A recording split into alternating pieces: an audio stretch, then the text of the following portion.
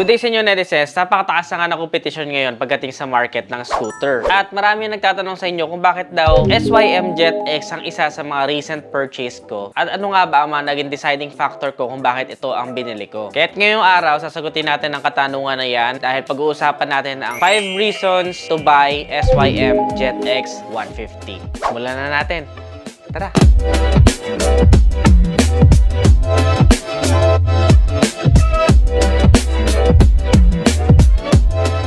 Bago ka pala sa channel ko, huwag kalimutang mag-subscribe para updated ka sa mga bago ko pang ilalabas na videos. And also, hit that notification bell as well. Pati na rin yung thumbs up. Una sa mga dahilan kung bakit ko napili ang Jet X 150 ay in terms of design. Aesthetic-wise, isa ito sa scooter na talaga nag-i-stand out sa kalsada dahil kakaiba yung kanyang disenyo compared doon sa mga nakasanayan natin na 150cc. Mas gusto ko yung pagiging kakaiba ng kanyang headlight. Medyo may pagka-aggressive at saka sharp yung mga shapes and lines niya. Pero hindi pa rin nawawala yung essence sa pagiging malaking scooter. Meron pa din siyang windshield na nakaka-add sa magandang aerodynamics. At the same time, all LED na yung kanyang mga ilaw, pati yung mga turn signals. Pagdating naman sa likuran, yun yung sinabi ko last time sa vlog ko na para meron siyang 3D effect dun sa kanyang tail light and isa siyang full assembly so wala nang intindihin na baka mabaling turn signals in the long run. Just in case lang naman matumba or maaksidente yung motor. Idagdag mo pa dyan yung ganda ng kanyang kulay. Ang nag-stand out sa akin ay yung kulay white nito at saka yung color red. Napakaganda rin nung gray at saka perfect din yung blue para sa mga mahihilig sa blue. Pero ang pinagpilian ko lang talaga is yung color red at saka yung color white. So since medyo sigamit lang ako, kaya nag-proceed ako dun sa color red. Kasi ang ganda nung pagka-red din naman niya, para siyang candy paint. Lalong lumitaw yun nung nagpa-ceramic coating ako. Isa pa, perfect din yung design niya for my height. Dahil yung seat height niya ay abot na abot ng kagaya ko na nasa around 5'4" lang ang height. Meron siyang seat height na 780mm.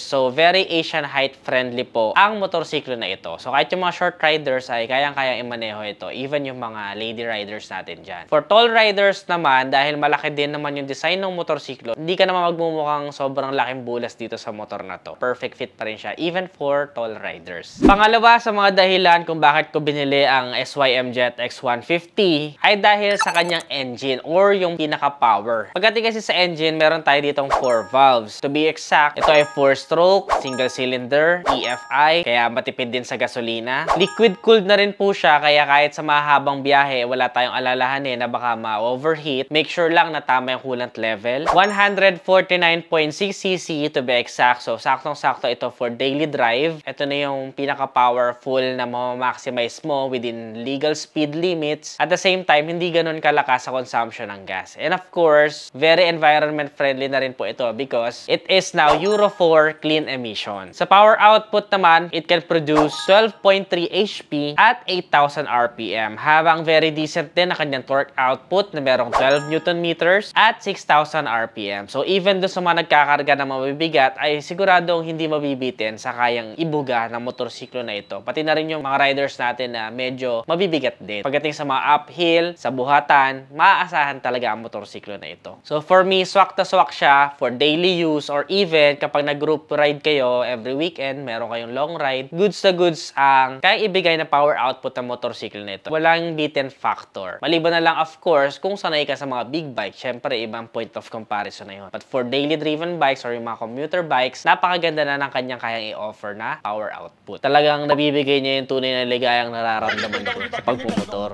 Pangatlo sa dahilan kung bakit ko binili ang SYM Jet X 150 ay dahil sa kanyang modern features. Idagdag mo na sa modern features yung mga safety features. Of course, naka-disc brake na siya both unahan at saka sa likuran. Plus, meron pa siyang combined brake system. Meaning to say, kapag piniga mo yung kaliwang brake lever ay may sumasamang kanan. Yung kaliwa, ang nai-engage nun ay likuran at yung kanan naman ang nai-engage nun is yung unahan. So, 70% sa rear and then 30% sa front. That's very good for beginners dahil yung iba, hindi sanay na naggagas sa kanan tapos magbe-brake din sa kanan. So, kaliwa lang yung nagagamit nila na brakes. Good na good ito kasi mas instant yung stopping power na maibibigay niya sa'yo kahit na hindi mo pigain yung sa kanan. Galing, di ba? And then of course, for me as a driver, gustong-gusto ko rin na nakikita yung kanyang digital meter panel. Napakaganda ng combination. Very vibrant yung kulay ng kanyang meter panel. Meron tayong blue background and then white fonts. And also, dahil nga digital na ito, you have all the information na kakailanganin mo. Halos parang sasakyan na rin. Meron tayo dong speedometer, fuel gauge indicator, trip meter, orasan, at marami pang iba. And of course, sa modern feature, isa pa sa nagustuhan ko sa kanya ay yung kanyang susian. So, meron na po siyang keyless system. Na kung saan, marami din sa atin yung nagda-doubt sa keyless system kasi nga paano pag naloobat yung inyong smart key, paano mo mapapaandar. Ang maganda sa kanya is meron din siyang physical key. So, if you want it to function like a regular motorcycle na disusi, ay pwedeng-pwede din naman po. At the same time, kung gusto mo naman yung convenience ng pagiging keyless at the remote na motorsiklo, ay kayang-kaya niya rin yung functionality na yon. So, na-win niya yung both worlds para matanggal yung anxiety ng mga old school riders na sanay sa disusi na motorsiklo. Tapos, meron din siyang charger sa kanyang bulsa. Isa din to sa modern feature na future-proof na talaga. Kasi madalas sa atin ay umaasa na lang talaga sa Google Maps or Waze kapag ka bumabiyahe, kagaya ko. Kaya importante na mapanatili nating full charge yung ating mga smartphone para naman hindi tayo maligaw kung sakasakaling kakailanganin. Dahil na-experience ko na siya before. While using my old scooter na walang charger, kailangan ko pang huminto para makicharge dahil na dead bat na yung aking smartphone. So, medyo nakakapangamba yun, lalong-lalo na kung naabutan ka sa malayong lugar at sa liblib pa. Sa good thing na kaya mo i-charge yung inyong smartphone para kahit saan ka mapunta ay meron kang bala. One thing na also worth mentioning pagdating sa kanyang mga tires ay tubeless na rin po yung kanyang mga tires. Kasi sanay tayo or miski ako, sanay ako sa mga scooters na lumalabas noon na tube type pa. So, tubeless is also one thing na worth mentioning. Kasi pag napako ka, kahit maiwan doon yung pako, hindi basta-basta mafa-flat yung inyong motorcycle. And of course, kung may tire sealant ka, mas madali din siyang mag-heal. Pang-apat sa dahilan kung bakit ko binili si JetX 150 ay ang kanyang reliability plus comfort. Reliability dahil sa atin sa Pilipinas, napakarami na pong gumagamit ng SYM motorcycles na tumagal ng mahabang panahon. In fact, sa ibang bansa ay leading brand po ang SYM. Sa atin lang kasi sa Pilipinas ay pili lang yung kilala nating brands dito. Meron tayong tinatawag na Big Four. Pero lingid sa ating kaalaman na marami pang mga brands na talagang reliable pagdating sa ibang bansa or sa market na ibang bansa na sa atin ay hindi lang gaano nabibigyan ng pansin. So for me, dahil nag-research naman ako na maigi at nakita kong super reliable talaga ng SYM, dagdag mo pa yung mga nagpatunay na 10 years owners na ng SYM, talagang meron akong peace of mind na maganda ang motorsiklo at reliable ang engine na napili ko. In fact, nung akin nga siya na i-test drive ay hindi naman nailalayo sa Big Four yung nararamdaman ko sa ganda ng calibration ng kanyang engine. Kaya super satisfied ako nung unang test drive sa kanya. Kung di nyo pa napapanood yun, ililink ko na lang somewhere sa itaas para mapanood din nyo. Aside sa reliability ay super comfortable din po ng motorsiklo na ito. Kasi kung makikita nyo yung design niya, it seems like parang touring motorcycle din ang ino-offer ng scooter na ito. Meron siyang cruising style, naka-upright yung seating position, medyo rugged yung feel dahil sa kanyang naked handlebar. Parang kahit saan mo gustong pumunta, mapa semi-off-road yan ang bahagya, ay mapupuntahan naman ang motorsiklo na ito. Pero hinay-hinay lang dahil medyo mababa ang ground clearance niya na merong 107mm